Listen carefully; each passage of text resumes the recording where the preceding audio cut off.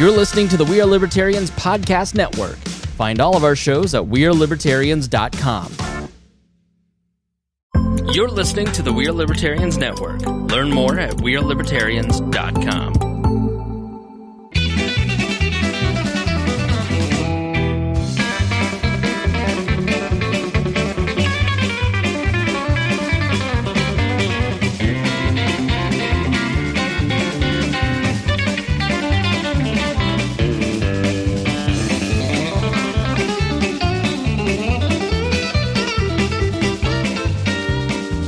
Welcome to Boss Hog of Liberty, episode number 369, the Centralized favorite podcast. Jeremiah Morrell, joined by executive video producer, audio engineer, and man in a Hummer hoodie, Zach Burcham. I've got the whole sweatsuit. I bought this myself when I was about 17 years old. Couldn't get the H2, but he got the No. First of all, no. Intentional. H1. H2 is a shortened Tahoe. Which, who wants a shortened Tahoe? H1 is the actual Hummer. Everything else is just a cheap Those come imitation. with 3 cigars, love bar. What? H1s. H1s? I don't know. They probably should. I think you should. Yeah. I still love H1s. And I guess they're pieces of And a crap. gas card. We have Zach Burcham. We have Adam Bones Harcourt, noted bourbon enthusiast and retired horse investor. Yes. And There are no money in horses, by the way. could have told you that before you got involved. It was a lot of fun, though. And the incredible Blake Reece, entrepreneur, owner of Varsity Outfitters here in Newcastle. We'll hear from him in a few minutes. We are going to talk about a major scandal that might be brewing in the Indiana State House. We have the president-elect filling his cabinet, and that's going swell. We have a sports section planned today that could grow exponentially, depending upon how long the other stuff takes. So stay tuned on that. But Bones has created a segment where we are going to be discussing, since we're coming out of presidential season, I'm pretty sure he didn't vote for Kamala Harris because it would have caused trouble with his football team. He wants to talk about former presidents and maybe future presidents, and what positions they would have played in an NFL team. Yeah, absolutely. His fantasy presidents was with Adam. I think it would be fun. I can't wait to see what job James Monroe gets. This show is about our lives in rural Indiana. We're here to push your boundaries and make you think as individuals. Sometimes it provoke you, other times it make you laugh, but hopefully you'll always learn something new. Just did 25 minutes or so on Patreon. A lot of good conversation. Tried to talk a little bit of TV and fun and frivolity, and really it turned into Bones just making fun of the alcohol I brought. If you want to know what that's all about, join patreon.com/Bosshog of Liberty. Join at any level, but if you're at $50 or more a month, you get a shout out at the top of each and every episode. Added a new patron at that level for this month.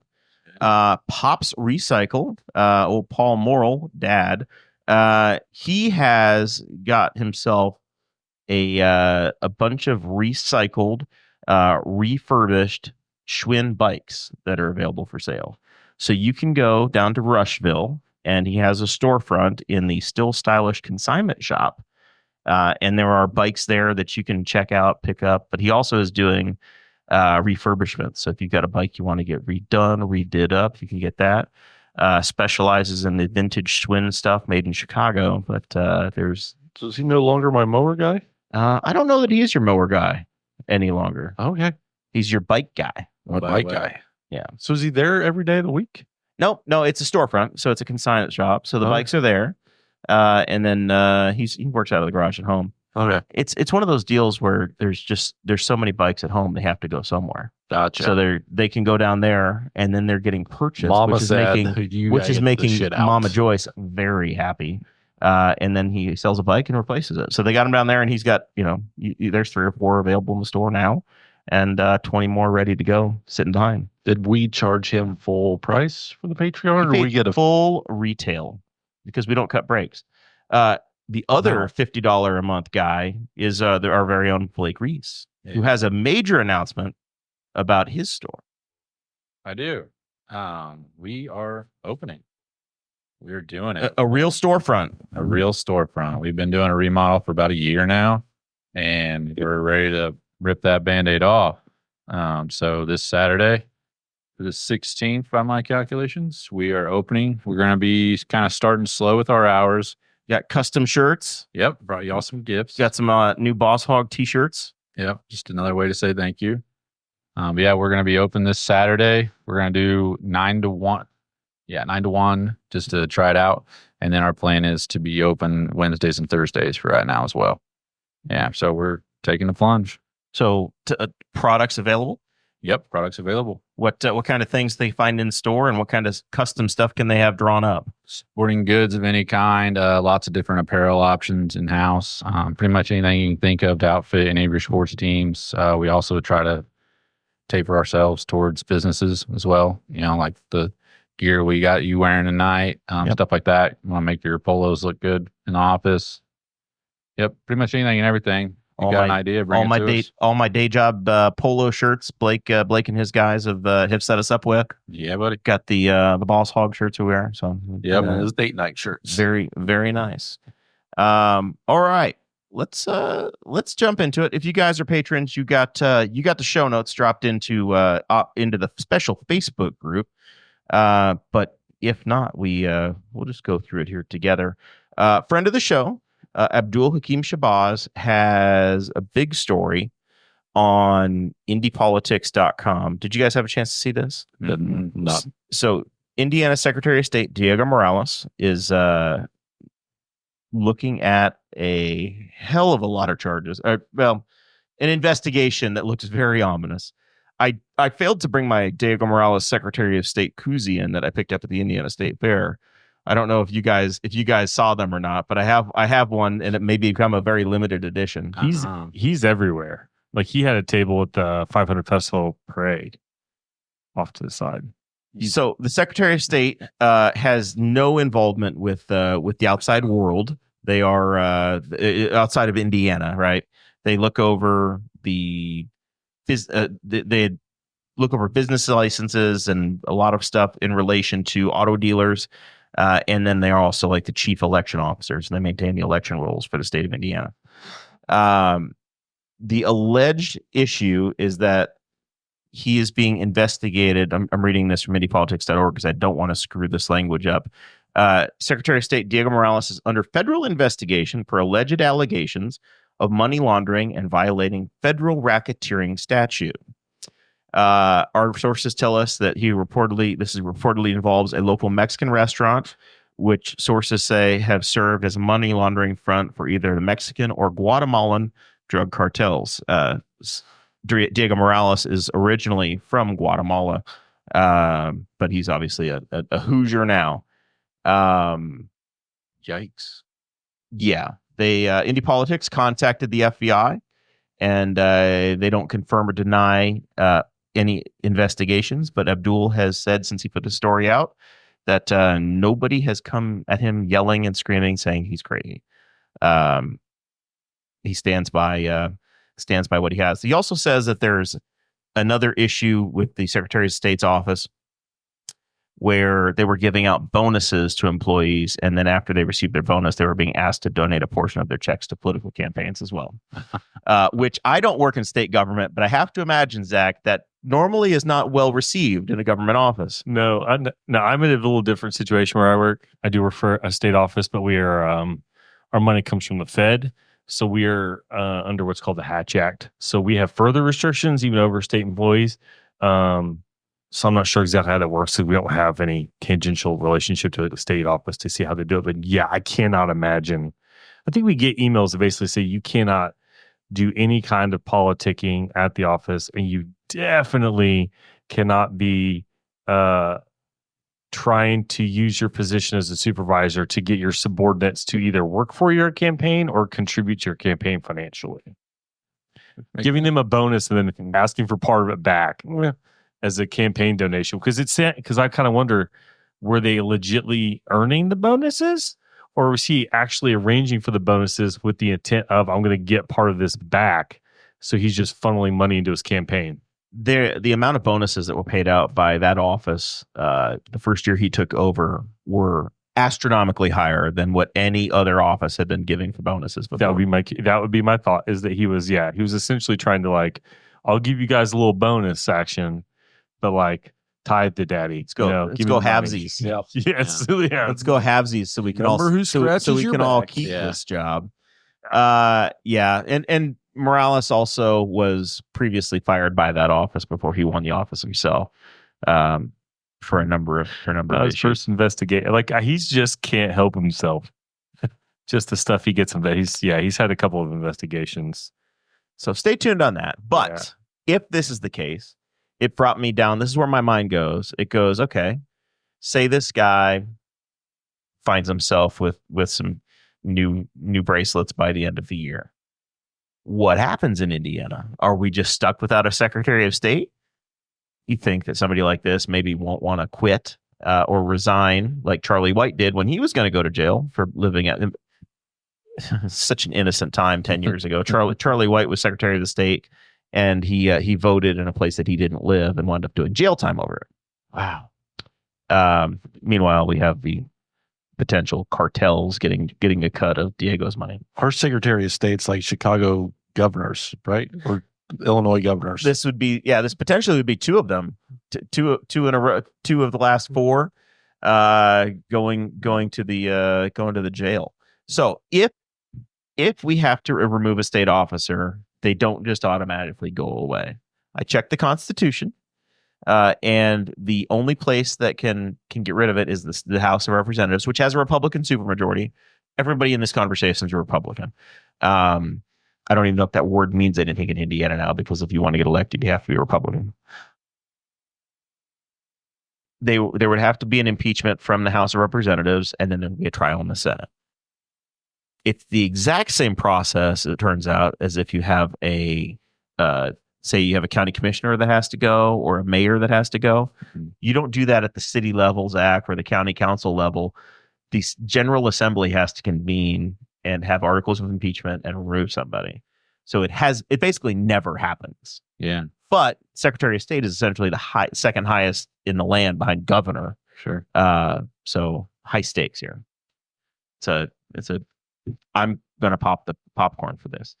They could also, instead of doing the trial, just vote, and a 2/3 vote from both sides would do it. So essentially, if 70 representatives and say, I don't know, 40 of the 50 senators, whatever that math is, that gets you over the 2/3 threshold. If they say you got to go, they could impeach you and remove you immediately. See ya. Yeah. Game over. So I don't know. Odds. What do you think the odds are? I would think that they'd want to wash their hands of them. Me too. At a certain point, you just want to flush the toilet Yes. and be done, right? Not Move no, on. You just want to move it on down the line.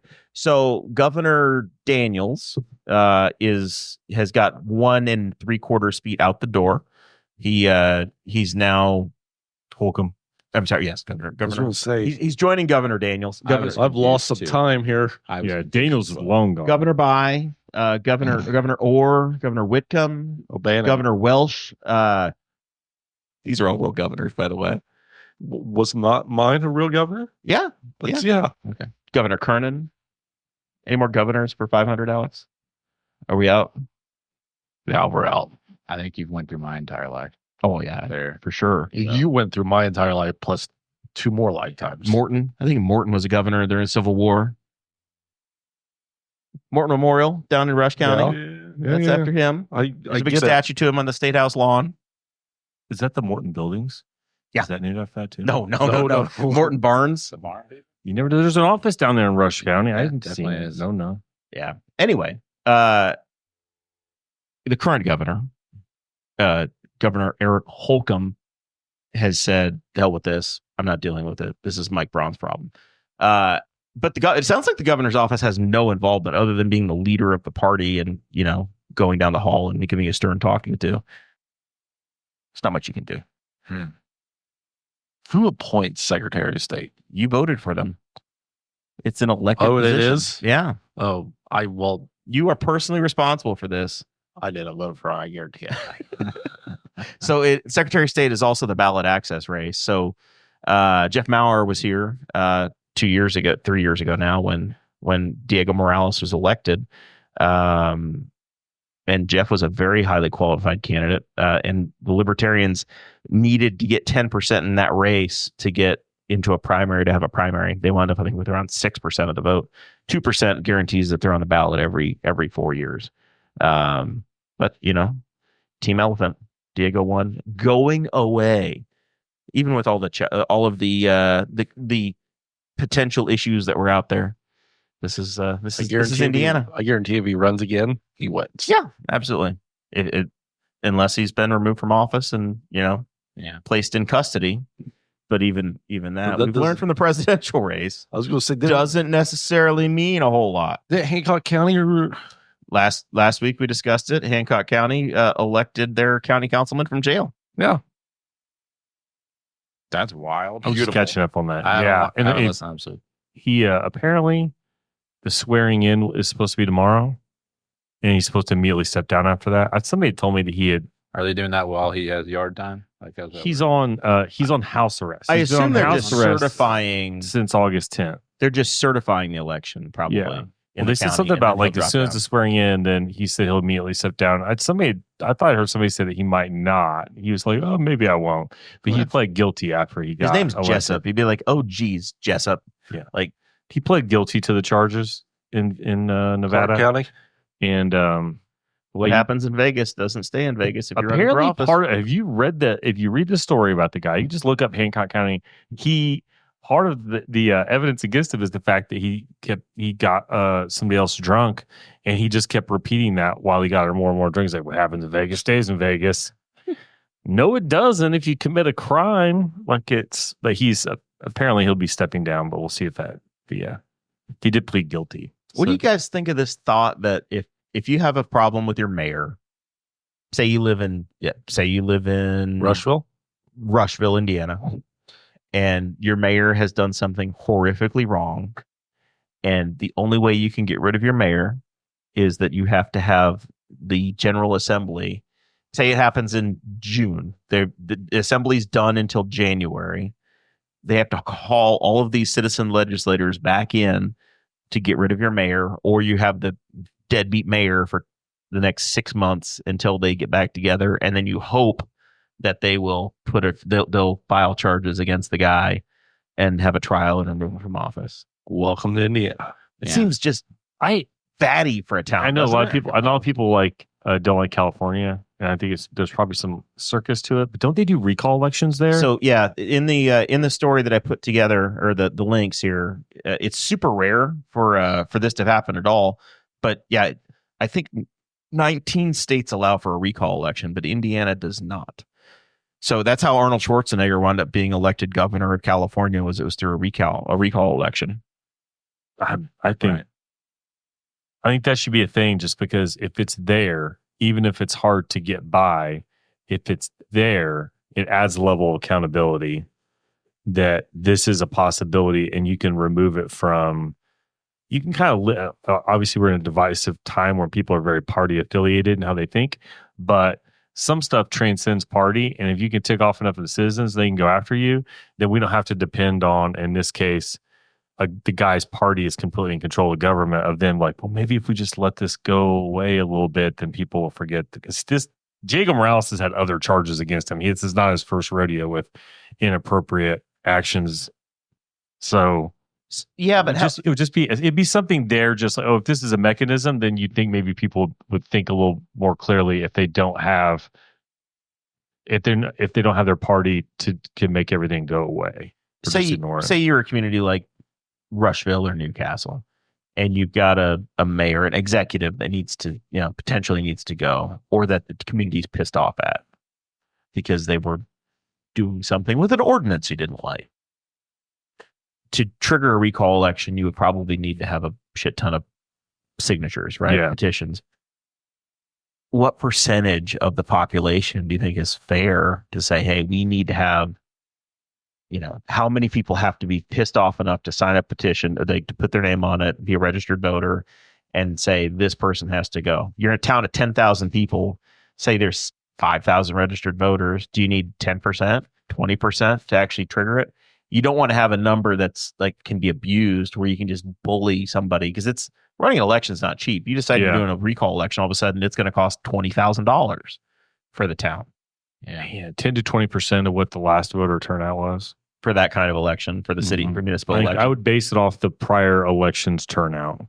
You'd have to go higher percentage. 20% then maybe. Because in a municipal election, nobody shows up. You get somebody pissed off in a... Yeah. Oh, I yeah. mean, hell, what do we have? We've had some city elections here where there's nobody running against anybody. Yeah. 900 people show up. You get 200 signatures and you can recall them all. Yeah. Yeah. I was thinking I'm okay with that. Like that's because ultimately you're basing off, the people, because in that case, you're basing off, have they ticked off a percentage of the people that voted them in potentially? So that's why I think that's because if you did it off registered voters, there's some cases where our elections aren't even cranking out then that number of people. So I don't know. It'd be hard to get that number. Yeah. It'd be nice to have just once, even if it's super rare and hard to get done. Because right now we're sitting in a spot where you could go 6 months or 8 months and have somebody that's not convicted yet, but it's pretty damn obvious they need to go. Yeah. That they're a bad look for your town. I also just think that if you're convicted, you should just be out of office. If you're convicted of a felony, then you should just be out of office. Me too. But you shouldn't be able to. How long it takes. You can drag it out. Yeah. Especially if you're in a position of political power where you can just drag things out. That would be a rare situation then too. But like once you're convicted and like especially if you're incarcerated, like you are sentenced and you can no longer serve your position, then you're out because they need to find somebody to fill the position. If they drag it out, and the person can serve their job or whatever. But I mean, we had somebody here that didn't show up to work for a while too, so that can happen. If you're recalled, say you did put together a recall, should that person be able to run again? Say you got recalled, should you be able to drop right back onto the ballot and get back in the office, or should you be disqualified at that point? All right, look, the people voted you out. You're gone. Now you're no longer eligible to serve. That's the other part of the conversation you'd have to think about. While you're doing the recall, could that just be a secondary question? Do you vote for this person to be removed from office, and do you think this person should be disqualified from ever running again? So you don't put it in the state law. Period. You just say this person's to the out. Voters. I'll just literally have it be a two-question thing for the recall. If you can vote to recall them out, say, do you want them out? Yes. Do you want this person to be disqualified from ever running for this office again? Yes or no. You could answer both of those. You could say, they're out for now. You see who would do that though? Who would say, yeah, I want them out now, but yeah, they can come back. That'd be a weird thing. Yeah. Or say no and then yes. Yeah.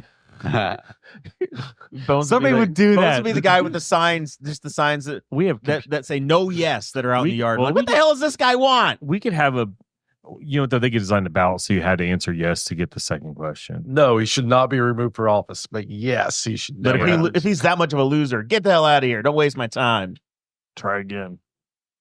It'd be such a foreign thing that I'd like to see how somebody would design the mechanisms for it. But I don't think it would be a bad thing if that was a thing, because sometimes it just needs to be removed from the checks and balances of government has started to fail at times. And it's like they're so diehard on party stuff. It's like, then take it out of their hands, give it to the people.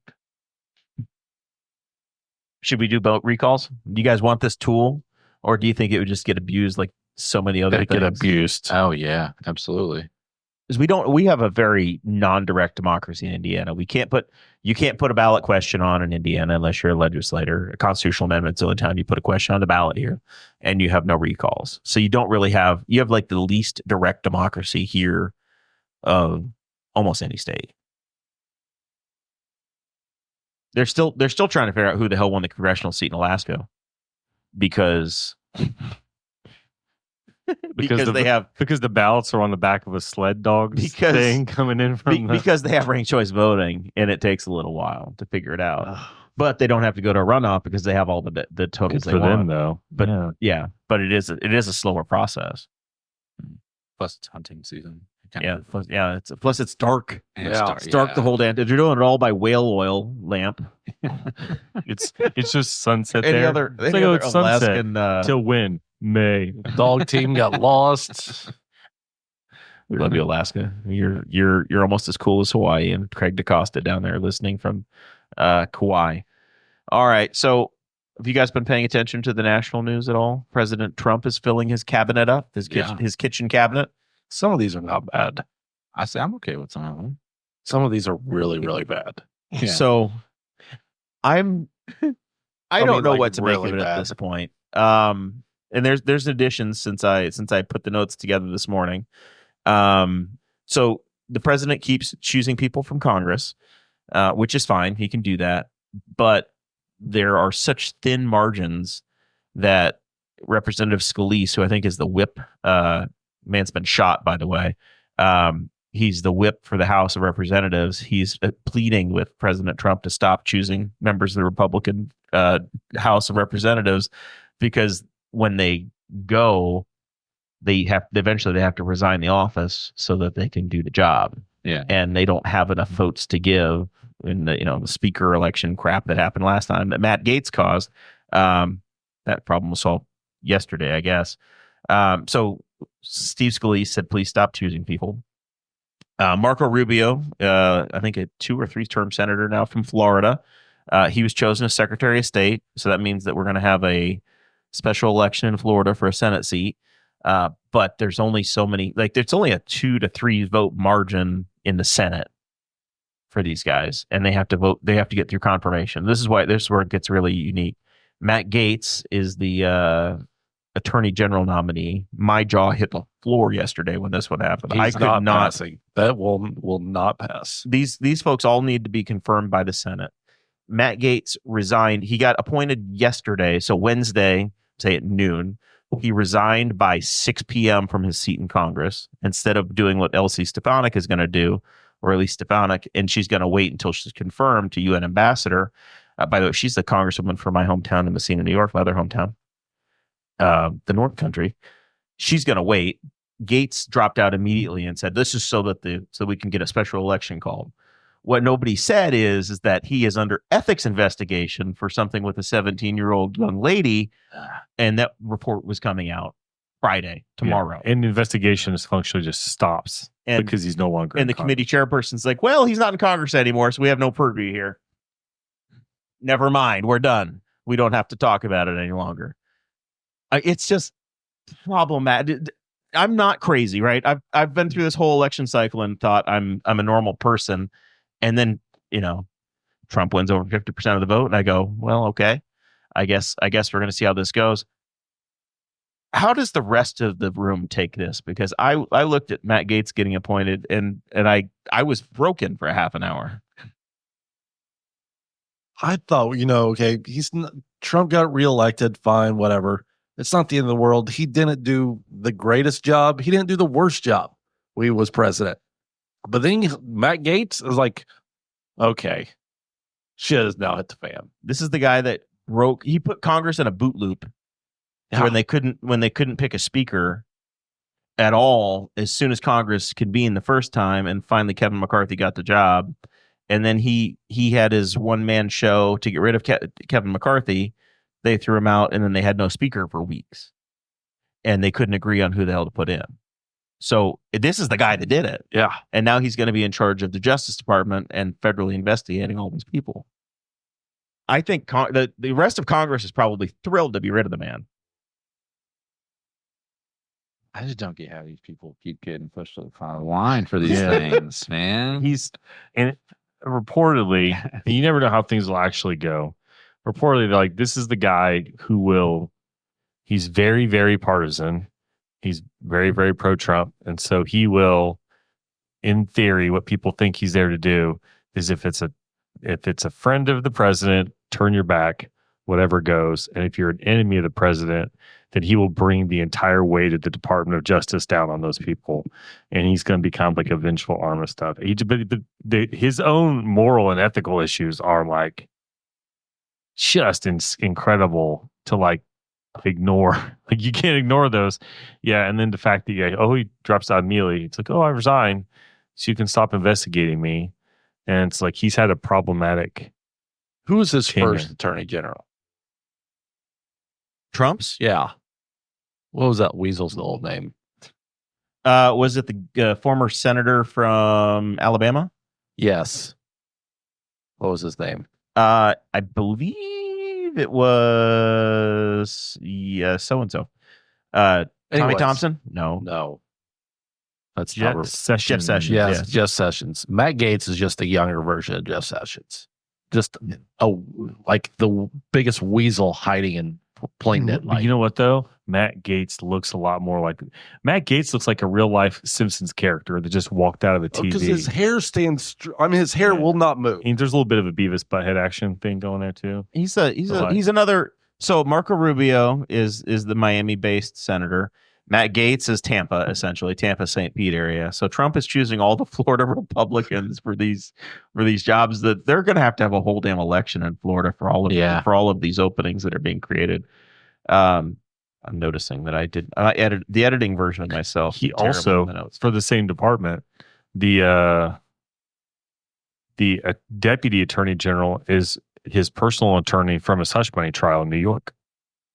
He appointed him. He decided that's 44 minutes ago, according to USA Today. Why are we so shady? Like, he doesn't care. Man. So he doesn't have to worry about being reelected. He could kind of do whatever he wants. He's no worried about other announcements that have come through. Tulsi Gabbard, who got a strong following on the libertarian side of the world when she was running for president, she has been nominated to the National Intelligence Director position. Also Senate confirmable.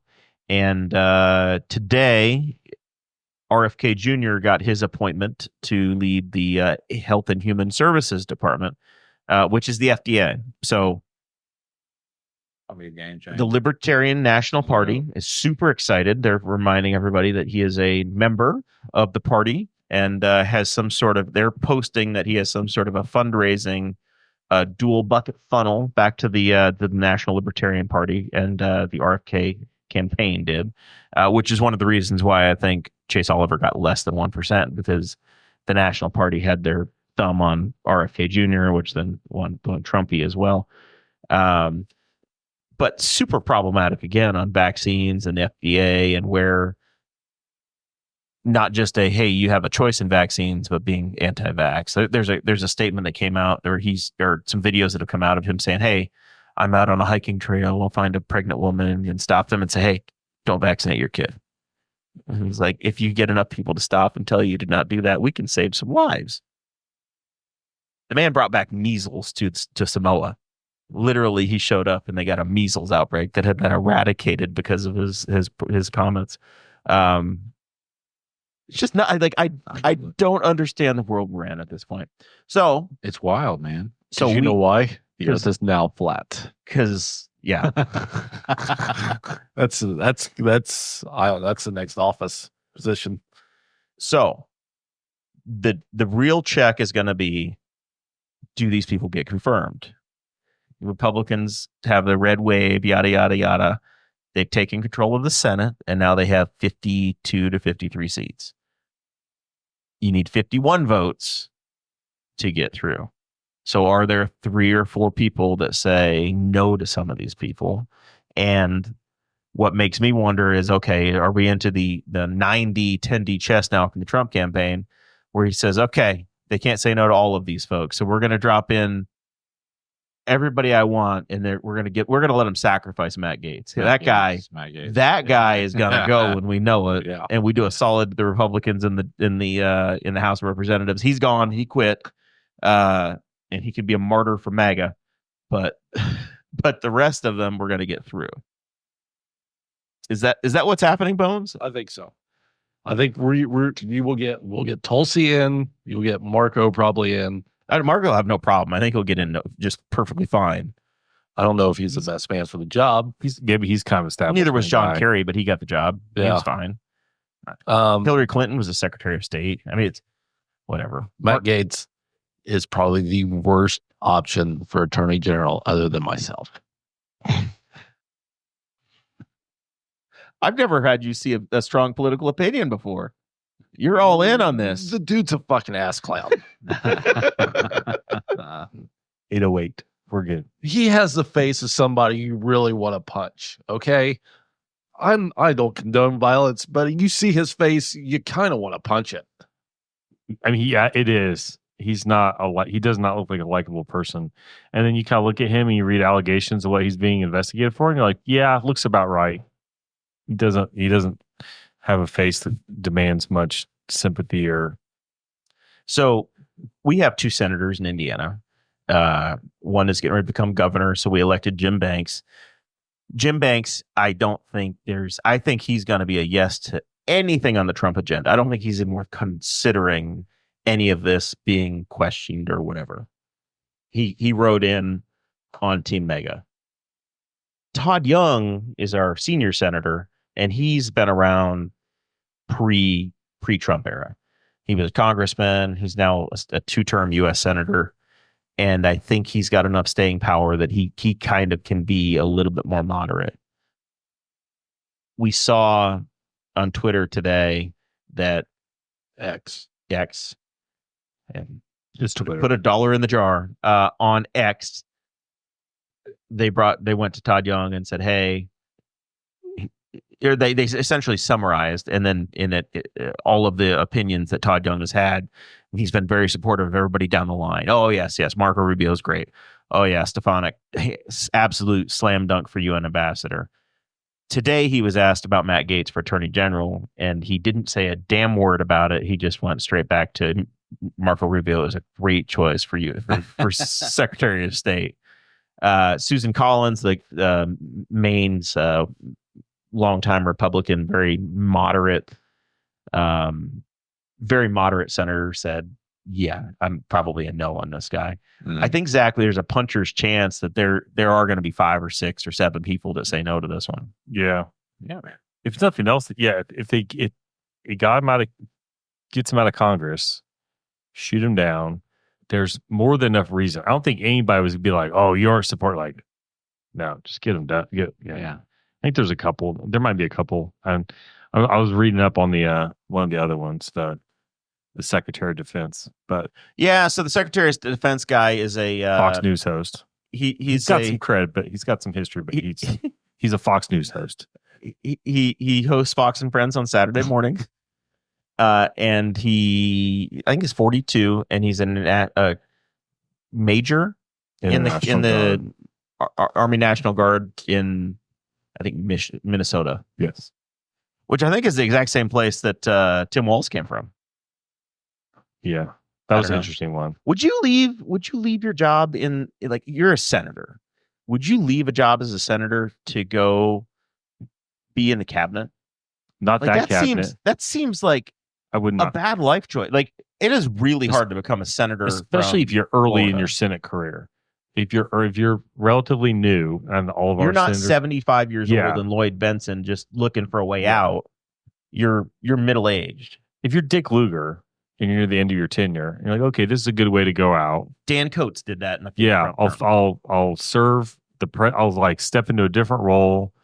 And then because you're kind of doing it, it's a graceful exit. You do, it's a graceful exit. You can kind of probably, in a lot of cases, that person could almost handpick who's going to replace them. You do it in that kind of way, although it's kind of unexpected in this case. But yeah, if I was early in my Senate career and I was, let's see, especially in this particular situation, you're looking at probably 4 years if you're lucky, because the cabinet the first time had a lot of turnover.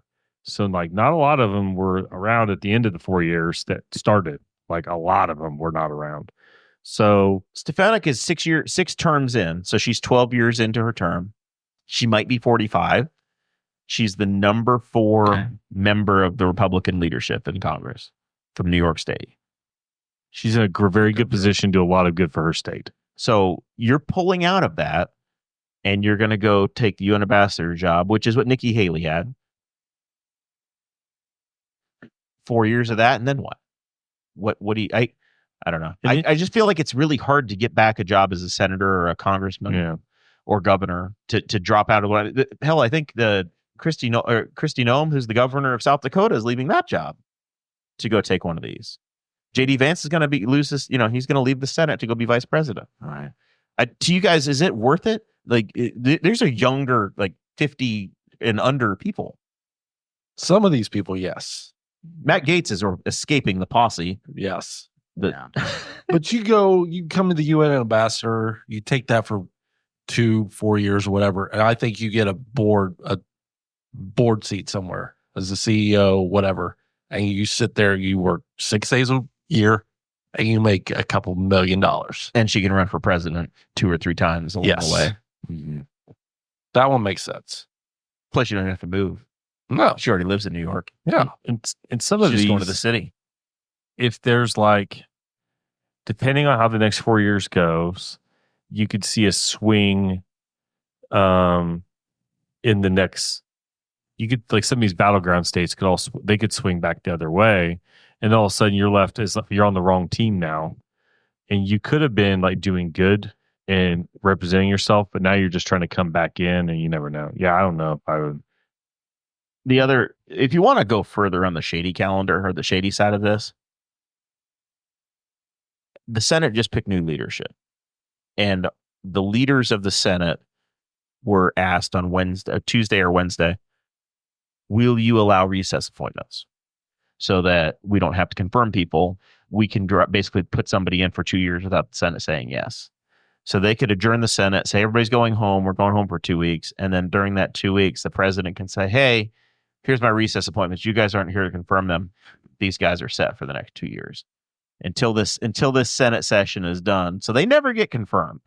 They just get to do the job as a recess appointment, and they sit there for 2 years, and they get the title, the job, and everything else. Ooh, that's passing the buck. I could see him trying to do that just so they could say, well, we didn't. Have you ever seen the U.S. Congress? Yeah, I could see him just trying well, this isn't our problem then. They can't be blamed for it. It's just dodging their responsibility. Bad idea, though. Yeah, I agree. Look at his decision-making process now. I don't think I would be if he'd lined up all these people and said, these are who I'm going to nominate, and everybody's like, oh man, these are all great. He'd probably see that. But when some of them are making people's skin crawl, then you're like, no, we don't get. It's the same thing as when you're talking to a child, and your child's like, why can't I do this by myself? Because you have questionable decision making. How do I know that? Because I watched you make decisions. And it's so some of these are questionable enough that you don't want to let them just do it. And that part of their job is to confirm or not confirm. Do your job. Yeah. 100%.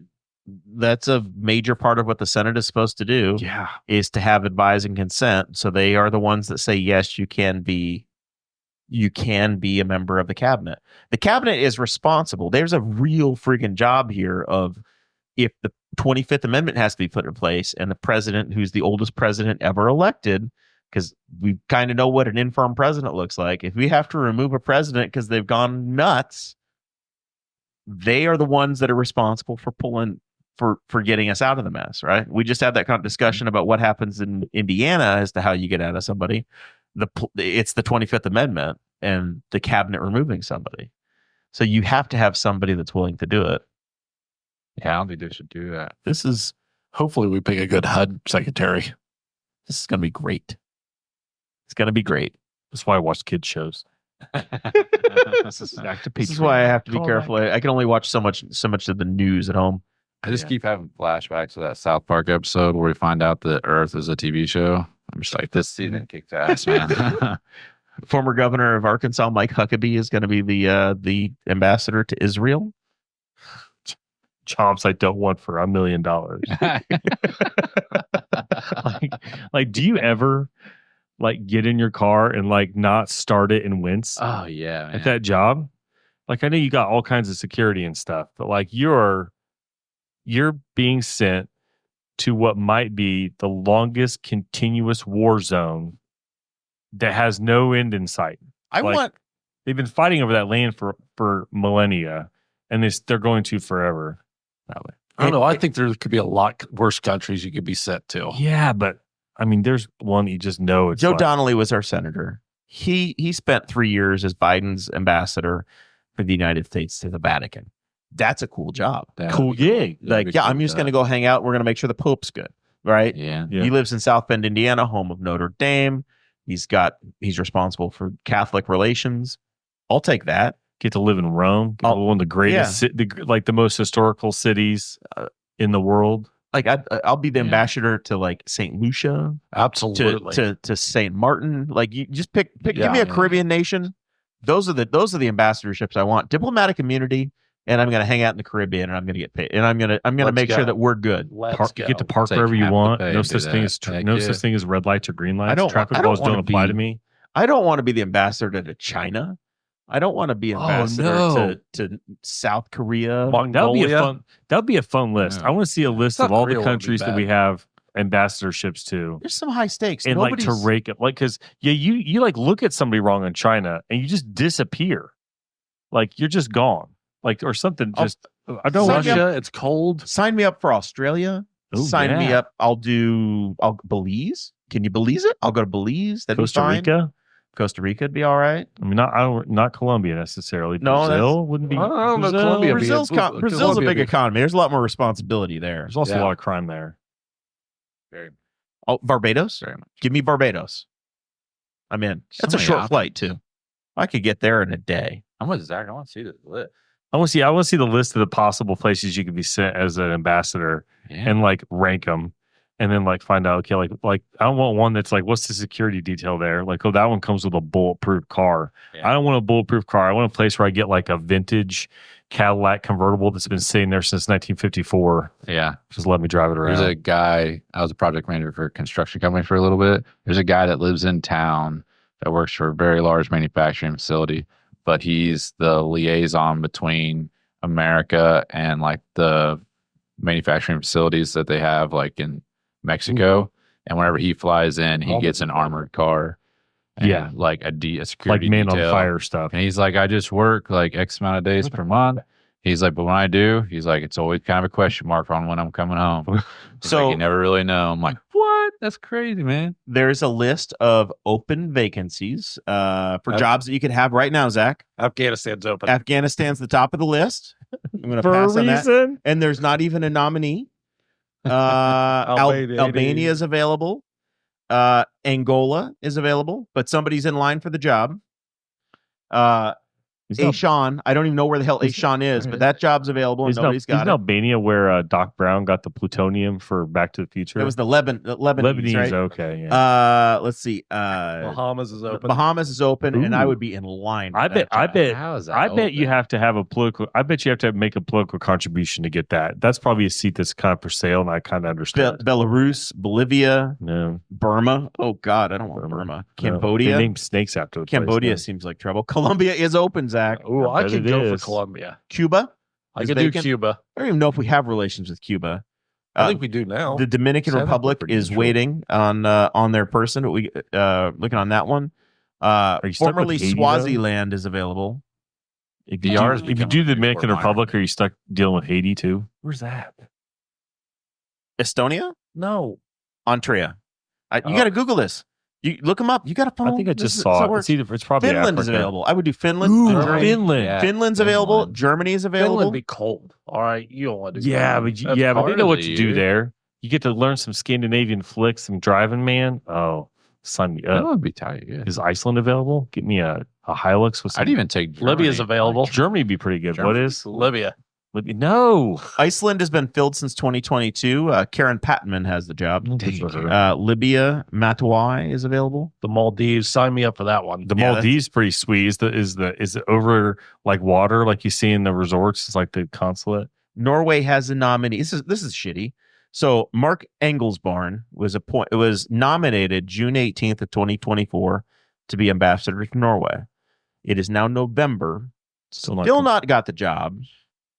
And somebody else is going to get it. You're like, I was almost ambassador. Guys, I was almost ambassador to Norway. He's that kid in class. with his Didn't hand get up the and job. he's Like anybody? Anybody? Yeah. No, no.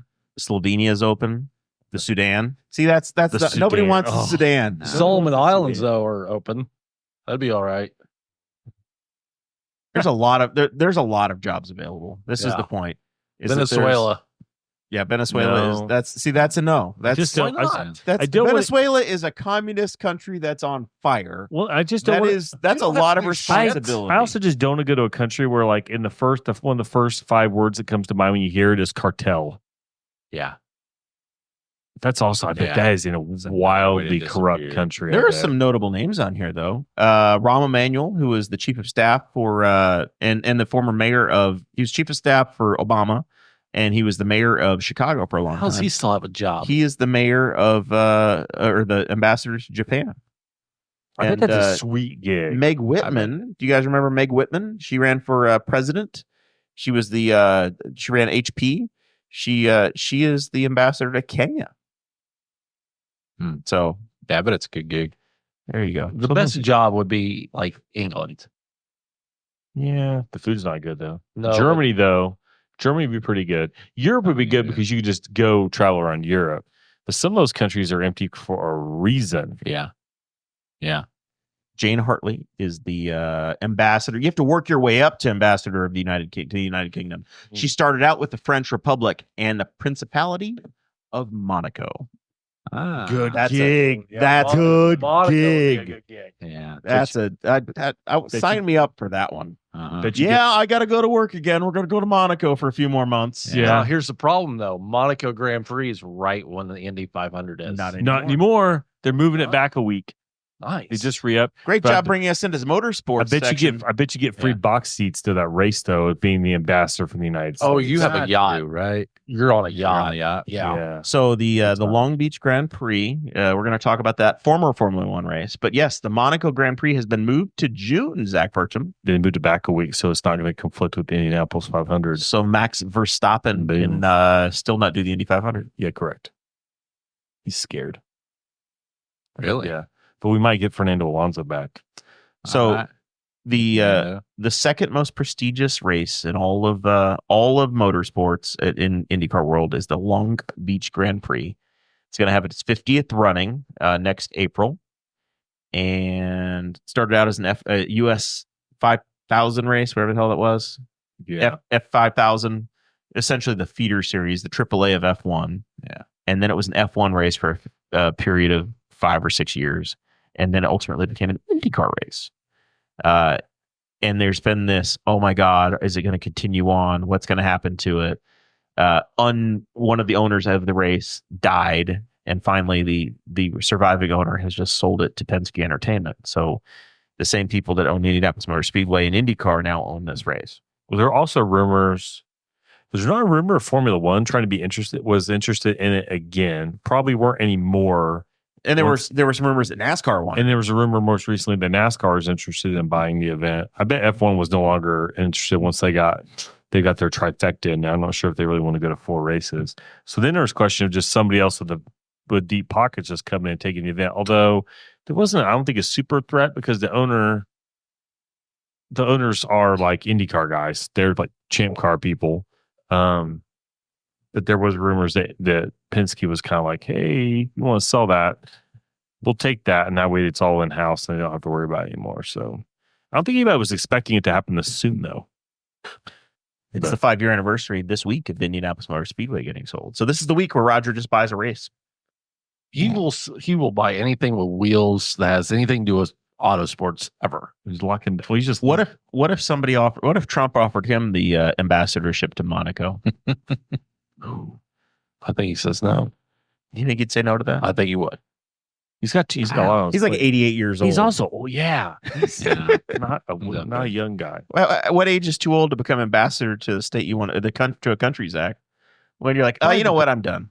I don't think it's as much an age thing, but he's 88 and owns like a race series, a couple of race teams. He's going all over the Car place. He's got a lot on his dealerships. plate. Just won his got NASCAR FU money, championship. Yeah, just watched his 3rd straight NASCAR championship, something like that. So I didn't watch any of that. I heard how that went, but We think the Jets owner goes back to being an ambassador.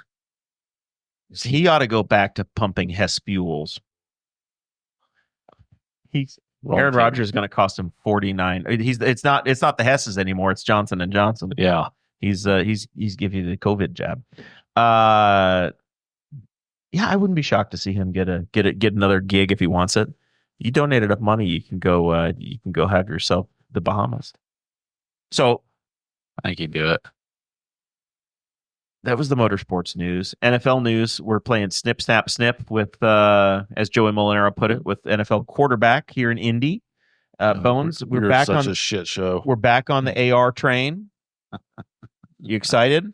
No. We're back in, fully committed for the rest of the year. This is the part that drives me nuts, is that a coach gets on the news they do the press conference and they say, we are going to switch from everything's fine. We're perfect. We're happy. And then the next Monday, we're Flacco for the rest of the year. The rest of the year, we're done. This is it from here on out. 2 weeks later, AR for the rest of the year. The good news is I think this is the nail in Ballard's coffin. Let's hope that Ballard might be gone after this. He just needs some time. Got to settle in. Got to give it. Andrew Luck quit, man. He's got to have a chance to fix this team. We've had a lot of time. I have fixed myself in this process. If myself can be fixed in this time frame, then so can our quarterback situation. And he's yet to prove that he can do it. I just think we need to let it cook for a couple more seasons. Okay, fine. Just a couple more. Fuck it. Till like 2030. Yeah. Just until Jeff Saturday is ready to come back. Once he's got enough seasoning. We are dumb enough that we'll go hire Peyton Manning next year to be the head coach. He's not doing that. I say he won't do that. That's the stupid shit we do. He owns a part of a team, doesn't he? Do you buy into the Denver Broncos? No. Brady bought into the Raiders, but I don't think Manning brought I into think the he's brought in. Broncos. There's Now a lot of things, you're but dealing not with the Walton money at the Broncos. Was that who owns that? Yeah. One of the Walton kids? Yep. Oh, man. Yeah. Best trust fund, biggest trust fund family ever. Can't imagine it. Imagine how rich they'd be if they were still Sam. Because they're like the top 10 richest people in the world or whatever. They're in the top 10 or 15. And it's his fortune split like 5 ways. Yeah. Did we discuss on this show the how much these teams sold for when they last sold? Oh, no, it's astronomical. The Bears sold for $100. That the last time the Bears sold, it was $100. That's funny. That's funny. Bob Irsay bought the Colts for $20 million. $15 million in 1972. The Packers have never been for sale. Johnson & Johnson from the Hess family bought the Jets, $635 million. The Waltons paid $4.6 billion for the Denver Broncos back in 2022. And bajillionaire Josh somebody, who he bought the Commanders for $6.05 billion. I thought the Commanders were private equity money. Josh Harris, I think, is the guy that runs it. Okay. He's the commanding owner of the Commanders. Gotcha. And inside of that, by the way, is a portion of Joe Gibbs Racing in the motorsports world. They are now one of his brands. So now next year they're going to have the Commanders are going to be sponsoring Joe Gibbs Racing on the car. And David Tepper spent $2.28 billion to be a losing owner in Carolina. Coach a year, David Pepper. Shaka Khan bought Jags for how much? Jacksonville 2011, $760 million. I mean, it was $700 million to just buy to create the franchise for Houston back in 1999. Dallas back. Jerry bought it for $140 million in 1989. Oh my gosh, That's because that's got to be the most. $172 million that Robert Kraft paid for the Patriots. Jeff Lurie bought the Eagles for an obscene $185 million in 1994. What the Brown family buy the Bengals for? $37. $8 million in 1967. The Fords bought the Christy Avery's Lions in 1964 for $5 million. It's good to inherit a team. You notice the teams that are family teams still were inherited, right? Yeah. The Steelers, the Chiefs, the Titans, the Bidwells own the Cardinals, the Colts, Bengals, Lions, Raiders, Saints. Yeah, those are all family owned and operated. Jerry Jones is the first of the non-family guys, and after that, everybody's a rich guy that bought a team. Yep. Yeah. So Jerry Jones is the beginning of the rich guy era. He was there's about your ready to breakdown. buy the Chargers too. Do you know that? I did not know that. He was absolutely the next person to buy the Chargers, and his dad talked him out of it. He should be the ambassador to Mexico. Doesn't that Italian family that owns like Dodge, don't they own an NFL team as well? Because they own a soccer club in Europe. Fiat Fiat family. I can't remember what they're called, but they own Fiat, Dodge and everybody now. But then they also own Juventus, and then I was thinking that they bought an NFL team. Not that I'm aware of. Okay. I know that the Glazer family owns the Buccaneers, and I think they have one of the soccer teams in. Yeah. They are your Lions, Christy. One of the soccer teams over in the European League. Yeah. But I don't know. Everybody's buying soccer teams. Probably the Agnelli family. Agnelli's. That sounds right. Yeah. But they're Zach's trying to figure out if they have an ownership. they're old school wealthy, man. Old money. Oh my gosh. Old money. You're looking at their list, you're like, okay. That's wow. how you become U.S. royalty in this country, is you own an NFL team. You are considered royalty in this country if you own the team. Still can't overcome your demons. Okay, it doesn't say anything about teams. No. But this family owns. They own the controlling stake of Ferrari. They own the controlling stake in Fiat. I don't know what Juventus is, but it's an Italian football club. 64% stake. They own 15% in Philips. Oh, Yeah. really? Yeah. They own The Economist. They own Exor, and they own the family holding company owns a chunk of Stellantis. No NFL yet, though. No. Well, they're going to lose their ass on Stellantis. They're already killing Jeep. Bones, tell us about this dream of the NFL presidential team. You pitched this week, and I said, yes, let's give it a shot. Are we going player by position? Absolutely. Are we building two teams, one team? We don't have enough people to build two teams, okay? An offense and a defense. People are going to have to play both ways. All right. So there are 40-some presidents to choose from. We're not getting a new one. Who we need a you are picturing like filling out a general manager and coach and everything else. Listen, owner, gotta be Warren G. Harding. You need that playboy. President Harding. Yep. Remind us of President Harding, because Blake's got this look going. Yeah. I don't know. He was the one that died. Like he had several affairs and stuff. He was alleged to have affairs and illegitimate child while in office. Okay. Yeah, he's got to be our owner. All right. That dude screams. He died in 1923 while in office. While doing the job. He had the corrupt Teapot Dome scandal that everybody remembers reading about back in the day. So he's our team owner. Yeah, he's the owner from Marion, Ohio. Owned the newspaper. A big newspaper man. Very, very troubling. All right, that's our owner. Who's our head coach, Bill? Our head coach is Dwight Eisenhower. You're not beating Ike. That's perfect. Nobody's that. Ike is coach head offense coach and defense and running logistics. Ike is head coach and offense coordinator. Okay, I was gonna say defense coordinator is usually is Grant. Grant's going defense. Are you considering any Confederate presidents in your this? No. We're only on the Union side. Nope. So General Lee's not an option. No. And neither is Jefferson Davis. No. Okay. All right. Just gonna make sure. You're from south of 40, so I didn't know what you considered, but still north of the Ohio. Quarterback's got to be Washington. Oh, Jorge Washington. Yeah. All right, that's fair. Running back, I have is Jackson. Andrew Jackson. Yes. The Trail of Tears. Old Hickory. Yeah. I mean, you want to hand the ball. We're lacking a lot of speed. Okay. We're going to be a Do we have power any team. stats on the man? His height, weight, any of this? How tall is Andrew Jackson?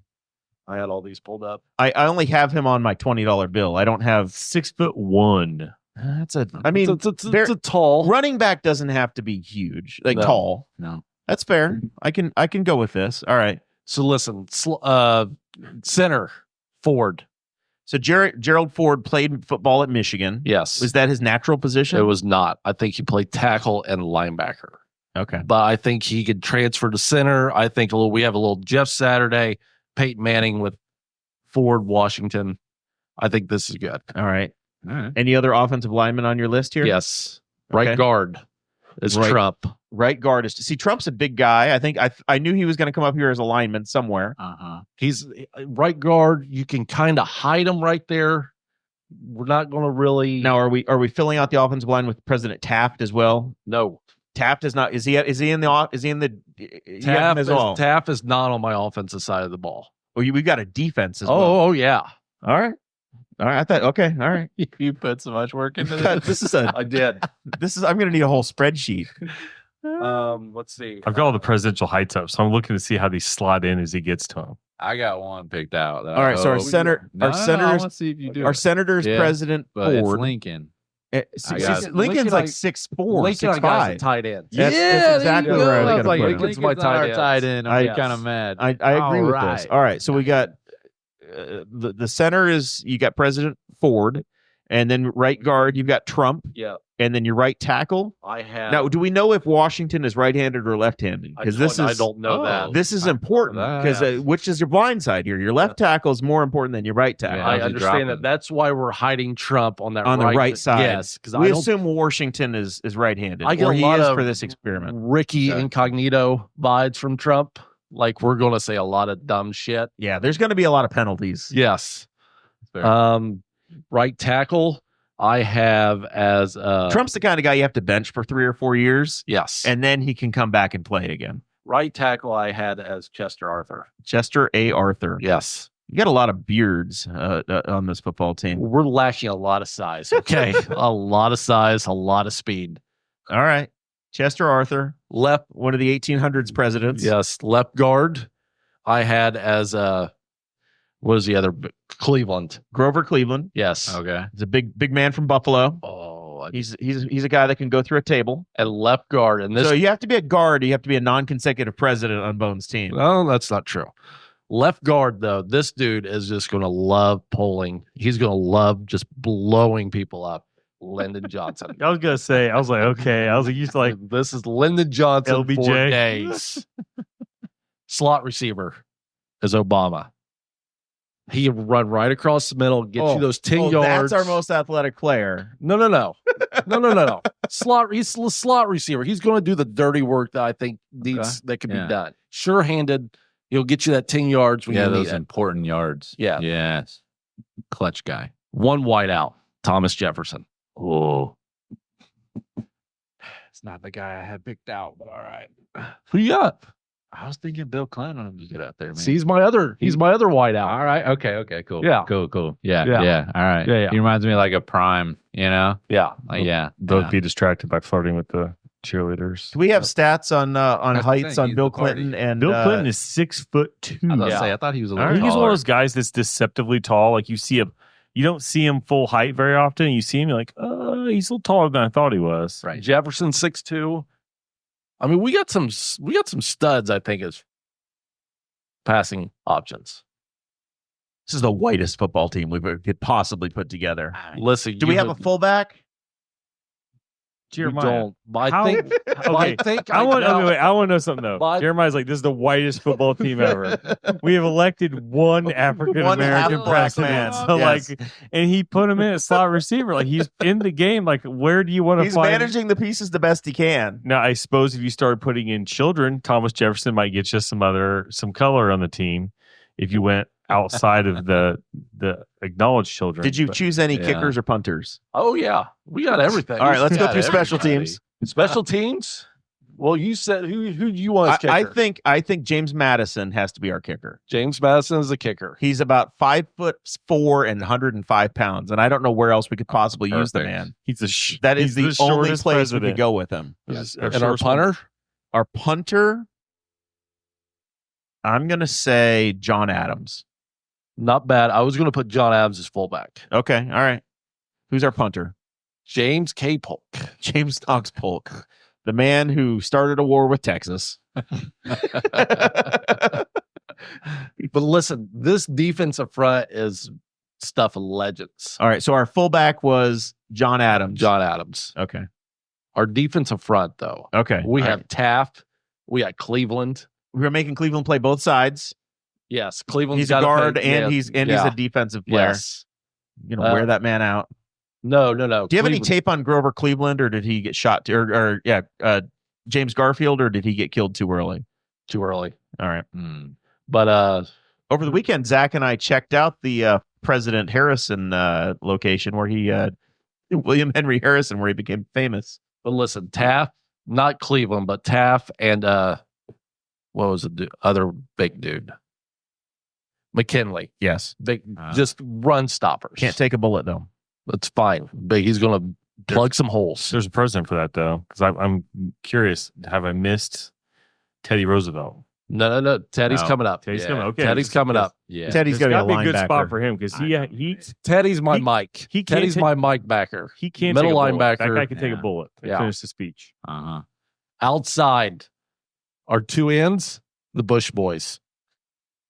Obviously, it's He's similar just ages. coming at you. Senior and junior. It's junior and senior just leading that charge back there. Now, George W., Talking trash too. Yeah. kind of a lunatic alcoholic type. That's fine. HW, Sounds great. war hero jumping out of a plane. Yeah. I mean, he'll crash the edge. Yes. Yeah. All right. Heck yeah. Now, tell me, is JFK coming up here JFK is coming with up. his rickets and his bad back? Where are we working this man in? He's got every disease before they shot him. Put him Where corner. him and FDR, I don't know where Well, you're working okay, them into listen. the lineup. Somebody took has to all be these doing a water boy presidents job. as before like the shit got serious with them. Okay. He's obviously picking ideal ages. Our Mike backer, our middle linebacker, Teddy. Okay. The Yeah. team captain, we're going to rally around this dude for Uh-huh. sure. Does Franklin have a job, or so we have a T Roosevelt and an F Roosevelt on the field? Like we have to put the whole name on? FDR is our gunner. The wheelchair will give him speed. He's our gunner. Okay. JFK, long snapper. That's a job. Yeah, that's fine. That might be the most ironically named position for a president given his history. Okay. Outside linebacker, Worth a shot, Zach. Yeah. Franklin Pierce. Franklin Pierce is going to be an outside. Zach, would you have any stats on Franklin Pierce? He's 5'10" tall. I'm trying to look here. I just had a list of heights. It didn't give me like other stats here. Nicknamed Young Hickory of the Granite Hills. Let's see here. I need to know if James Buchanan got a job in this. Oh, he has a job. He has a job for Is- sure. James Buchanan is known as the confirmed bachelor president. Maybe. Okay. In charge of snacks. Every team needs it. Everybody needs a water bottle. Our other outside linebacker was who was it? Oh, Tyler. What? John Tyler. Yeah. What software did you put this through? Have you run Yeah, through right. simulations? I have know, not. right? No. This is all just in your head. No. Cornerbacks. This one got a little tough because we're lacking athletic ability here. And, Biden's going to be right side corner. you can blame him for a lot of things. Dude, he's gonna get He's gonna get lost in all torched that open and He Spurs. is space. going to get lost. Yeah. And he's going to be, but but they'll- I think we play zone I think we with can a get. cover 2 zone. when it goes and wrong, I think just- we can hide some people here. We're gonna have some Okay. ice cream, All right. and we're gonna forget about the whole thing and line up again and try it on second down, or probably first down again. Left side backer was John Quincy Adams. All right. Once again, we got some ground we got to cover here. Yeah. Yeah. But here's where I think it. How many linebackers are we using? We went This is a 4-3. cornerback. I know we went corner. Those were Right. the 2 corners. Okay. We went 4-3. All right. I don't think we have the athletic ability to go 3-4. So we're going cornerbacks. You have John Quincy Adams and Joe Biden. Yes. All right. Who's our hard hitting strong safety? Our strong safety. Yes. Are you ready for this one? Nixon. No. Jimmy Carter. That's what I was thinking. Nixon's our GM. Oh, okay. Tricky Dick's up there making moves. He and Bill Belichick have got a whole film department. I got all the calls. I know exactly what to do. Strong safety, though, just coming in and I think, listen, this one's a little bit of a reach. Truman. He No. will blow you up. The Truman can't see shit. Okay. That's why he's playing free safety. Strong safety was the gay one. No. Yeah. Buchanan. See, Buchanan's going to come in there. He's going to blow shit up. I think he's going to I'm not fucking gay, and he's going to come in there and just take heads off. Do you have a size for this strong safety? I think this is the biggest weakness in our defense. Which one did you say? James Buchanan, 15th president. Let's see if I can rank these by. Yeah, but the one I have is they're ranked by 15. They're ranked by height, so I have to James Buchanan's 6 foot tall. Oh, he's from 130 pounds soaking wet. I think this is a failure. This is our trouble spot. We have a lot of holes. We have a lot of holes. By the way, Obama's going to have to cover kickoffs too, because he's the only speed I think we have. Did every president get a job in your lineup here? No. We left some talent on the show. We left a lot of undesirables on practice squads and on waivers. Did Jimmy Carter get a job? No. Why can't I think Jimmy Carter can be special teams coach. Fine. No. I think Jimmy Carter for Buchanan. I think that's the swap I need to make. Listen, we had Nixon worked this out. Nixon and me both agreed. Combines, all that. Wonderlic test. Buchanan came up top. Now, Did you put Biden through the Wonderlic test? yes. How'd that go? Listen, I said this was all before shit hit the fan with some of these people. Fair point. He's picking FDR is walking. JFK is mobile. Okay. Did Biden use somebody else's scores? Yes. Yes. Okay, cool. Got you. Shit. Stole the Man, playbook what about from somebody Zachary else. Taylor? Zachary Taylor's old rough and ready. Yeah, Taylor's the Dude, guy. he looks kind of tough. No, he's only like 5'8". Looks tough though. Looks though. tough. 5'8", I but he mean, fights like he's 6. Do we have a holder? No, we don't have a holder. I don't think we're ever going to fucking score to need a holder. I don't know. We go for 2 every time. Listen, with the head coach being Ike, I think we've got a chance in every game. I think we do. Yeah. I think we could coach this team up. Suddenly sad I'll never get to see this team play. I want to see it so bad now. I mean, does anybody have any other suggestions on positions? Cool Calvin Coolidge, a quarterback coach. Oh, okay. Calvin Coolidge. I was going to say, where the All fuck right. are we going to put him on the field? He's going to die. I think Yeah. Calvin Coolidge. He was the laid back, chill president. I think he's going to help George Washington.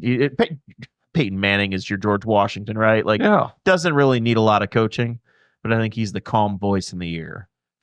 Cool Cal.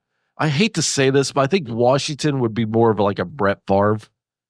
Like, we're going to take some really bad shots, but some of these are going to work out really well, Yeah. and some of these are not.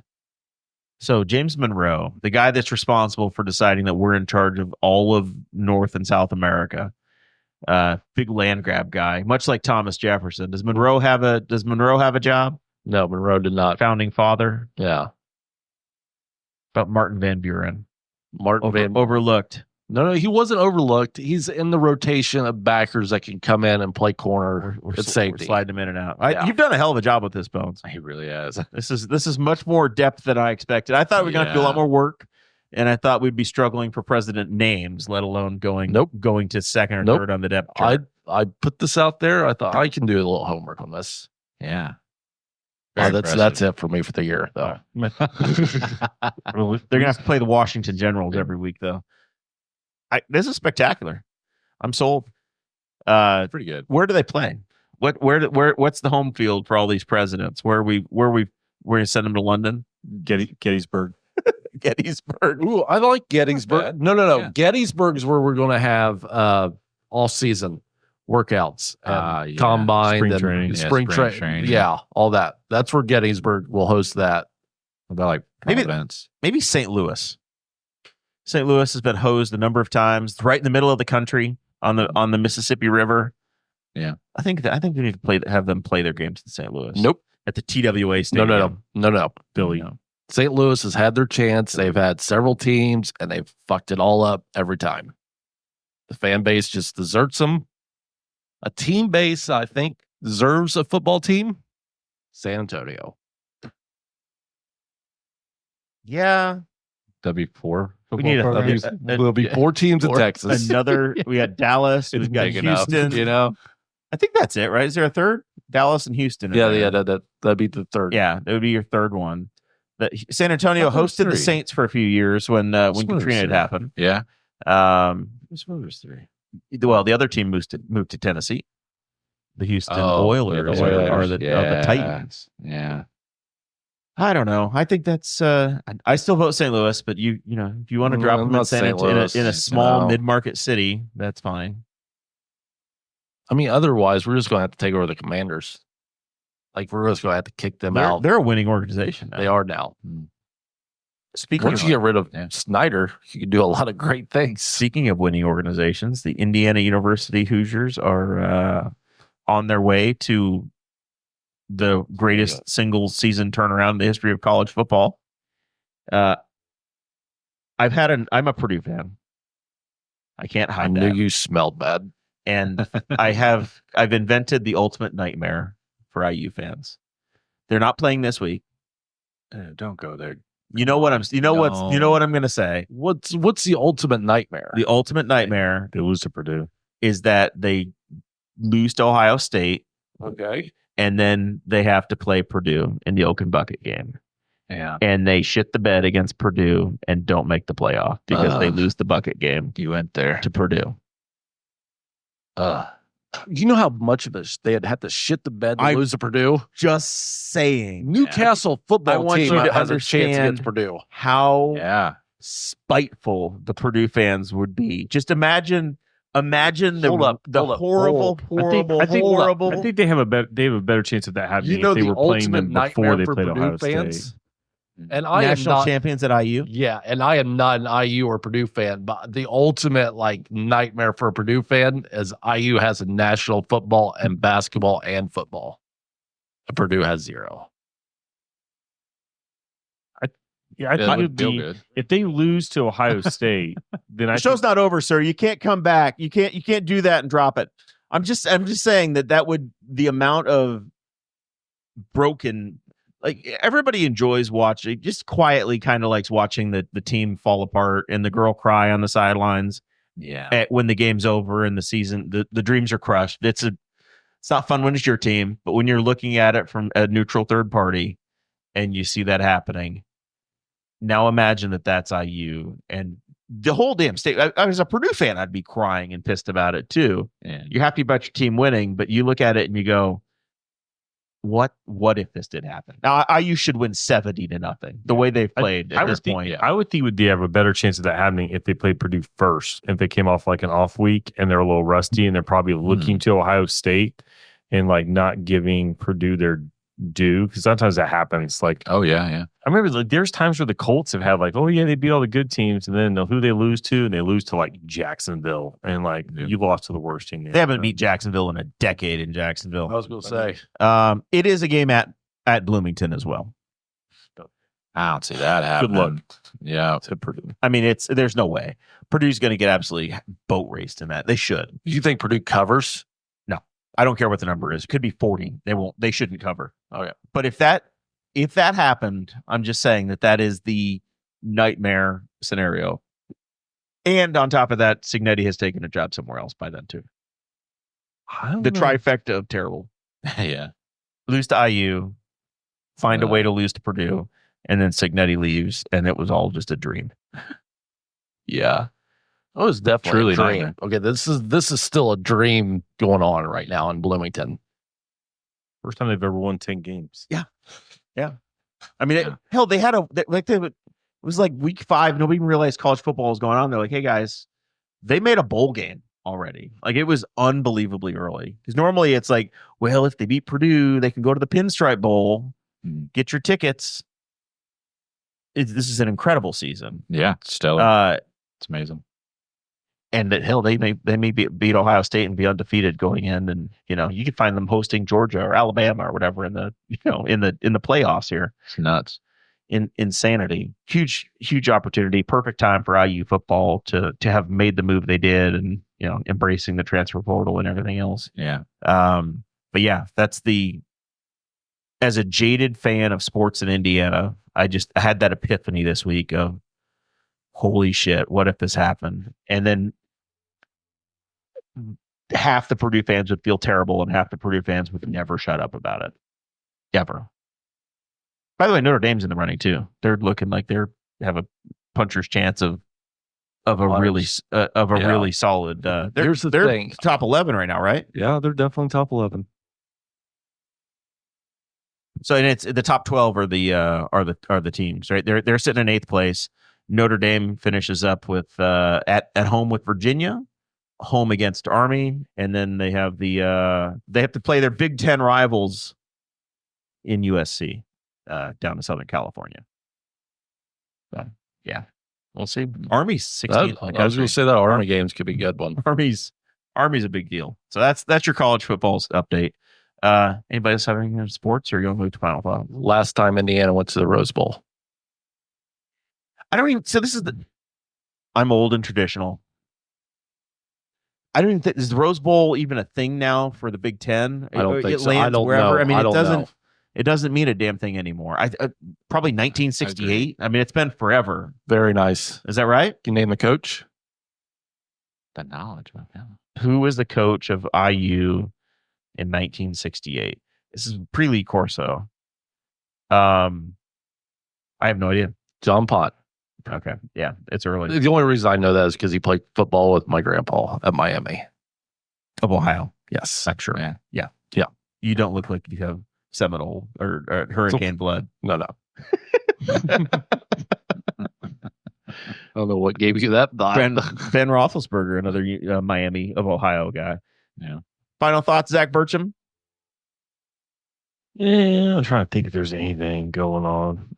Not much. I'm just enjoying not having any plans this week. I haven't had anything going. No regrets yet? No regrets on the camping season being over? No, because the weather, like, I know it's going to get better, but like today, the weather's just gross. And it's like, and at some point, I needed to stop. At some point, you got to like pull, like, just like, okay, I'm done. And like, I need to wash it when it's not raining, so I put it away clean. But no, I just need at some point, it's going to be like, oh, it's Thanksgiving, and I haven't spent a weekend at home. Like, I spent a day just cleaning in my house and cleaning up the backyard and stuff because it needed it, because I just haven't had time, because the back porch has had a cooler on it that still had drinks in it that I just drained the water off, top it off the drinks, and dump more ice in it every Friday for the last month and a half to 2 months. So Were they developing a slime?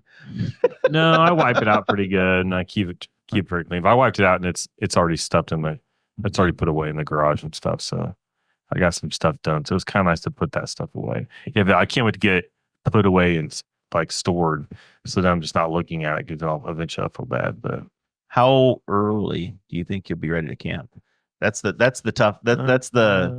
When are you I'm not willing sure. to risk it?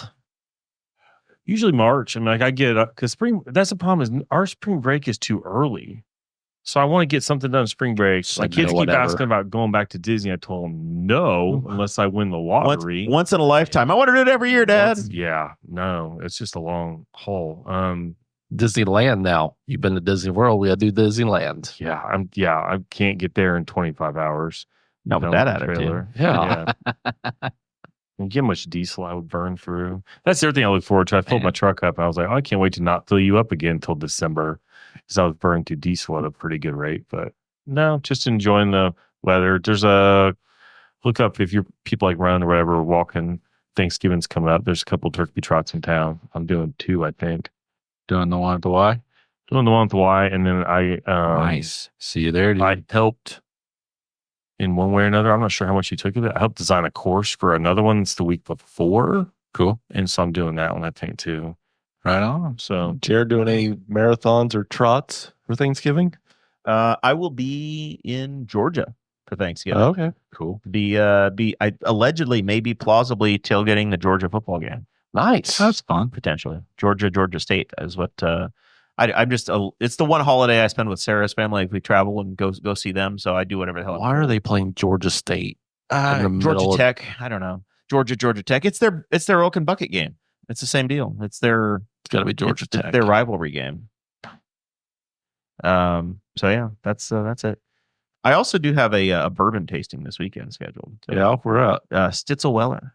nice. Going to be going down to where they make the Bullet, the Frontier bourbon, right? No, Bullets made it. Bullet now. I don't know, Stitzel-Weller, whatever the hell they have. Stitzel-Weller used to make Weller Yeah. and Pappy. Right. Yeah. And But now I Bullet. think they make Bullet. No. They make like Blade and Bow, I believe. Bullet's made by Bullet. Okay. Won't quote me on that. I don't know. I'm pretty sure I looked and they said they were serving Bullet, but I could be crazy. But yeah, I know they used to have Weller. But yeah, Weller is Buffalo Trace now, so it's nothing makes sense. No. World is upside down. Mr. Blake, if Yeah. people want to shop at Varsity Yeah. Outfitters, where do they go? How do they get in touch? Right next to Mancino's. It's kind of where the site has always been. So I didn't want to change it. Just wanted to leave it right where everybody knows it's at. You can stop by the hours that I mentioned earlier. Saturday, we're going to be open for the very first time and consistently on Saturdays from 9 to 1. We might change those hours at some point, extend them a little bit, depending on how traffic flow goes. Plan right now is to be Wednesdays and Thursdays also. But if you can't reach us there, email us at sales@varsityoutfittersco.com. Give us a call at 521-0363, I think is our number. You can text that as well. But yeah, I mean, just look us up on social media. We got our social media going now, Facebook, Instagram, stuff like that. Just reach out. Got anything? Let us know.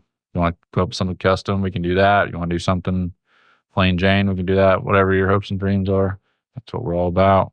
Just giving those players, the confidence, go out on the field, perform as best they can. I don't know if you guys are athletes, but you put on that uniform. you Look take good, on a play good, whole- baby. Exactly. Take on a whole different mentality, And from the parenting side, we're just there to try to give those moms and dads confidence that I don't have to stress about getting my kid ready for practice, getting them to practice, and hey, do you have all your stuff? Do you have this? Do you have that? Oh, you don't have it? Crap. What am I going to do? You know what I mean? Like, we're right down the road, we're right here in town for extremely affordable prices and dependable, Got what you need to get them on the field. Exactly. Yep. Family owned business. It's me and my wife, so we're just raging the storm together. Got a couple people underneath us that are helping out in a major way, Melinda and Eric. So yeah, I mean, it's a very small operation and it's a lot, there's a whole bunch of stuff going on in the county. It's nuts how much stuff's going on, but yeah, that's the best way to get a hold of us. And anything and everything, throw it at us. It's been I figured it would be kind of like you do 5 or 6 things and you just kind of get good at it. It's not. It's different every. It's a bunch of job shop week. stuff. It's all custom. Yeah, it's every week, and every team wants it a little bit different, which is great. It keeps the variety in there. But I mean, it's never the same. Every week is different. I never know what's coming down the pipe, but it keeps it interesting. It's fun. Very good. We're thrilled you're a Yeah. part of the program and Yeah, happy looking to be forward to here. watching Varsity grow. Yeah, Bones, you almost walked on over at Duke, I believe, was your basketball career No. at that baby blue school that you like. We don't even say that name. Okay. Like, I'm going to start charging you for me to make an appearance for you. You're going to start saying that dumb shit. You can't say that word ever in front of me. Not the D So word. so Michael Jordan's NASCAR team lost the championship. He got hosed. It's fine. You okay? I'm okay. How's Michael's his- probably not, but Michael will be over it in 2.5 hours. How's that lawsuit going? They're still suing NASCAR. That's what I heard. Yeah. He's got the pocket money to do it. I'm personally Yeah. loving it. I'm enjoying it greatly. He still makes like $300 million a year. Yeah, the entire crazy. NASCAR operation is Thursday for him. He does not care. Yeah. It's money he finds in the couch. Like literally. It's just a sport for him. Yeah. Yeah. It's just another hobby for Michael. Yeah. But yeah, Final thoughts. Yeah. Order your heavy packages now. Get them out of the way. get them now. Please don't do them during Christmas where TVs and all that stuff. Girls, guys, go get to the store and get them. You don't want to see what happens in the back of those trucks. Yeah. How the hell do you think they got to the store? Those are bigger trucks. And Well, they're packed very nicely and wrapped on a pallet with a bunch of other TVs. Yeah. Yeah. I was promised next day delivery. I hope you're out till midnight, making sure I get my next day delivery. That you ordered it. What do you get your helper yet? You got a helper? I've fired every helper I've ever had. Do you guys have a draft like you did for presidents where you get to line them up and be like, I want that one? That would Somebody go with well. good calves. That would go well. I've had some good helpers. I've had some ones who are like, bud, we're gonna have to find another spot for you. What do they do that's not good? Like what's the Like factor? so They can't outrun the dogs. not outrun the dogs, but say they'll go run the package and I'll go find the next stop while they're doing that. In theory, I should be like 1 or 2 stops ahead of them. This So one guy, you're lining up the queue. yes, this one guy, I had 20 stops lined up in the cab before he got back with this one stop. Man, was he like talking to the person or what? No, he was just slow. And then one guy went to the wrong house with 2 5-gallon laundry detergent buckets. I said, bud, we are in their driveway. And he walked to the house next door. He got back. I go, we are in their driveway. Their driveway. So we had to follow had to go follow the driveway. That guy needs a job in the cabinet. Secretary of Commerce. So yeah, I have fired every helper I had. I'll just do it myself. Yeah. Do it my damn self. Yeah. All right. Well, that's that side of it. Did you figure out what I'm tasting? Did you figure out what the other than Blade and Bow, what Stitzel Weller has for their tasting? I'm not. I thought he was looking it up. I really thought it was Bullet. I think Bullet's made by Bullet now. Whatever it is, I'm sure it's going to be, lovely and taste like grain alcohol. Looking forward to it though. Sarah wants me to take her somewhere fancy this weekend to eat. She suggested Applebee's. She suggested Chili's. Jeez, not far off. I said we are going to a place that has local restaurants. What in the hell are we doing? Why are we gonna go to Chili's? She's like, what? I was like, we have one in Muncie. And she was just like, So you'll be in Chili's. Louisville. Yeah. For this. This is a Louisville one, not Frankfurt, not So I think we just go to Jeff Ruby's. well, so we had that heart-to-heart conversation too about, if we want Jeff Ruby's, then we just need to sell one of the dogs. We've been to Jeff Ruby's. We've been to Jeff Ruby's in Cincinnati before. I said we need to go to Mark's Feed Store. You guys are familiar with this one? It's a local restaurant in Louisville. Yeah. They have burgoo. Do you guys know what burgoo is? Heard of it. Burgoo is a It doesn't It's sound probably good. delicious, I mean, but the it name's sounds not the gross. greatest in the world, but let's hear what Yeah. it is. burgoo is a local Kentucky dish where they You know what they still have in Louisville? Joe's Crab Shack. they do right on the river. Oh. They do. Right on the river. Wow. Burgoo is Kinda a stew that's kind of a community pot. Generally, it would be maybe some rabbit, random game, squirrel. All right. This is a Dakota Davis kind of a dish. It doesn't sound bad. Starting to wonder if that guy good, by the way. He's a figment of our imagination. Yeah. You can find him at Ivy Tech in a school. I think there's some corn in good for there, him. maybe some Just vegetables. there's dumping stuff in there. Yeah, so it's a traditional Kentucky dish, but they make a version of it at Mark's Feed Store, and it's almost like a chili, like a white chili is what I would consider it to be now. Okay. Stew similar to an Irish or Mulligan stew, often served with cornbread or corn muffins. It originated in Kentucky, often prepared communally as a social gathering. So I'm in favor of the burgoo. I'm going to lose, and we're going to have some baby back ribs at Chili's. Communally prepared. Blake and I have been to a couple of I don't know if you can pitch-ins go to Louisville with and just go to questionable food. Applebee's or Chili's. Exactly. I mean, you got to go to a place. If she says fancy, I'm thinking 2 for $20 menu for sure. Some place that has a 2 for $20 menu. the burgoo, the big community burgoo things that where they take a canoe paddle in a giant vat and they like stir the whole thing. Yeah. That's the I think you got to I do mean, someplace local. go to a festival. Yeah, I think Mark's Something Feed you Store. can't get within 20 minutes of your house in Newcastle.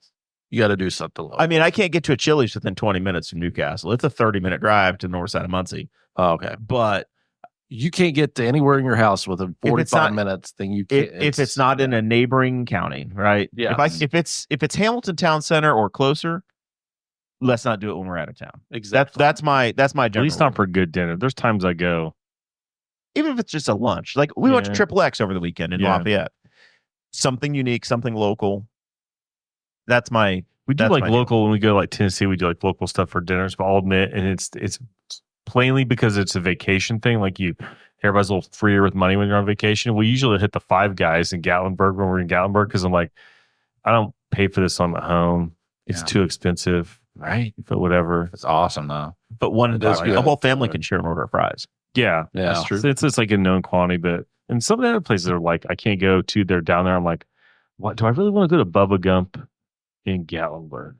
The answer is no. No. Okay, You good. never need to go to Bubba Gump. Ever, You're good. anywhere. I went there in Hawaii. I've been. To I went to Bubba Gump. one in Vegas. I've been to Bubba Gump in Long Beach and in Orlando. The one in Hawaii was pretty good, but They still fly the shrimp in from China. probably did. Yeah. Yeah. We try to do local spots. And if I'm in I guess I don't even know what would be like a native Kentucky stuff to eat, I guess, besides Hot brown. hot brown, baby. You got. That's another one. She's just refused. Jeez, do they have anything that's not named horribly down there? Hot brown. the hot sounds like- brown? That sounds It- like something off of Urban Dictionary. The hot brown, I'm pretty sure, is pretty well a turkey Manhattan, Yeah, with tomato on it. as we would call it up here. Tomato. It's Yeah, essentially turkey with tomato, mashed potatoes, gravy, and then I think they throw it in a broiler. with cheese, melted It's- cheese. and cheese. It's actually What the pretty good. heck? It's good. I mean, you Yeah. better be ready to eat Yeah. because it's going to fill you. It's going to fill you up. I like how Bones is now controlling his language. Yeah, it's after 9. Once he got the taste of the Mackinac rum out of his taste, past his lips, he's a tempered man. Sorry. I see some of hot pictures of hot brown with bacon on them. Yeah. I think it was that served makes at one of the local restaurants, maybe the Galt House or something. Brown.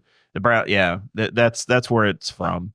Hot brown. Open-faced turkey sandwich with tomato and bacon covered in a creamy Parmesan cheese sauce and then broiled until something. The name's not good, That's, but is it a really is horrible good. name. It's right there with like spotted dick. I'm It's gonna just have like a hot not brown good with a names. side of burgoo, please, Yeah. and a mint julep. Pull around to window 2, sir. All right. Thank you guys so much. We're running a little long tonight. We will be back on Wednesday of next week. Have some fun. Be safe. We'll see you in 6 days.